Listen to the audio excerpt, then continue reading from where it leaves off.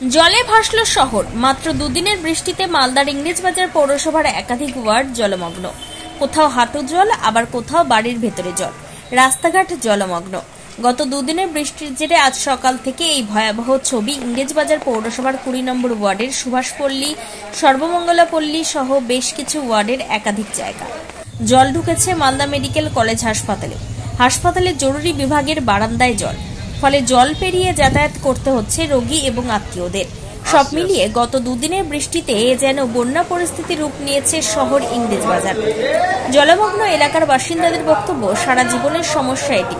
বছরে দুবার আমাদের জলের মধ্যেই বাস করতে হয়। কেন জানি না পৌরসভা এই বিষয়ে কোনো উদ্যোগ নেয় না। এদিকে মালদা হাওয়া দপ্তর সূত্রে খবর, আগামী ৩ দিন বৃষ্টিপাত হবে জেলায়। দুদিনের বৃষ্টিতে এই সমস্যা, তাহলে আগামী ৩ দিন এই বৃষ্টি হলে কি অবস্থা হবে শহরের, চিন্তায় পৌরসভা। অবস্থা খারাপ হয়ে যাবে। পরিষ্কার জলে ভরে যাবে, কিন্তু সব চারিদিকেই জল জমে গেছে। জল নিকাশি ব্যবস্থা তো খারাপই বর্তমানে আমাদের, যার জন্য এরকম জল জমছে। জলের মধ্যে দিয়ে যাতায়াত করতে হচ্ছে মানুষের।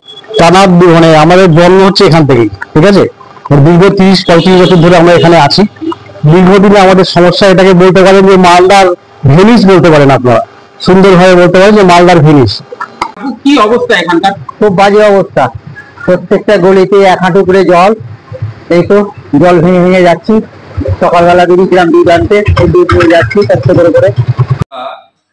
পৌরসভার বোর্ডের মিটিং এ বারে বারে চেয়ারম্যানকে বলেছি যে শহরের এই যে ডুবে যাওয়ার সমস্যাটা, এটাকে আপনি একটা সুসংগত পরিকল্পনা করুন, করে জল নিকাশের ব্যবস্থা করুন।